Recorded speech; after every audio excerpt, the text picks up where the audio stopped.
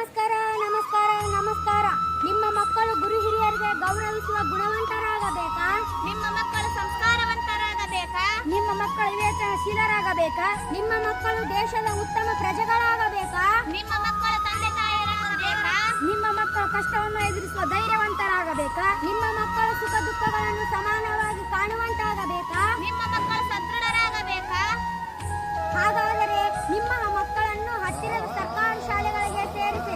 2024-25ನೇ ಸಾಲಿಗೆ ದಿನಾಂಕ 29/5/2024ರಂದು ಸರ್ಕಾರಿ ಶಾಲೆಗಳನ್ನು ಪ್ರಾರಂಭವಾಗಲಿದೆ. ಸರ್ಕಾರಿ ಶಾಲೆಗಳು ಸೌಲಭ್ಯಗಳು ಈ ರೀತಿಯಾಗಿವೆ. ಅರ್ಹತೆ: ಶಿಕ್ಷಕ ಬಳಗ, 2 ಜೊತೆ ಸಮವಸ್ತ್ರ ನೀಡಲಾಗುವುದು, ಉಚಿತ ಪಠ್ಯ ಪುಸ್ತಕಗಳನ್ನು ನೀಡಲಾಗುವುದು, ಸಾಕ್ಸ್ ನೀಡಲಾಗುವುದು, ಉಚಿತ ಮಧ್ಯಾಹ್ನದ ಬಿಸಿಯೂಟ ನೀಡಲಾಗುವುದು, ಉಚಿತವಾಗಿ ವಾರಕ್ಕೆ 5 ಸಲ ಹಾಲು ಕೊಡಲಾಗುತ್ತದೆ.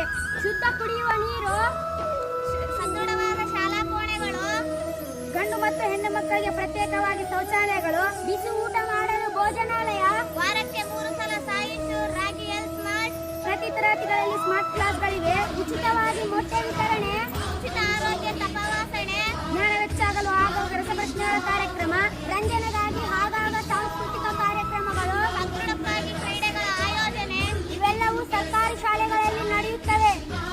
ಹಾಗಾಗಿ ನಿಮ್ಮ ಮಕ್ಕಳನ್ನು ಸರ್ಕಾರಿ ಶಾಲೆಗಳಿಗೆ ಸೇರಿಸಿ. ಯಾವುದೇ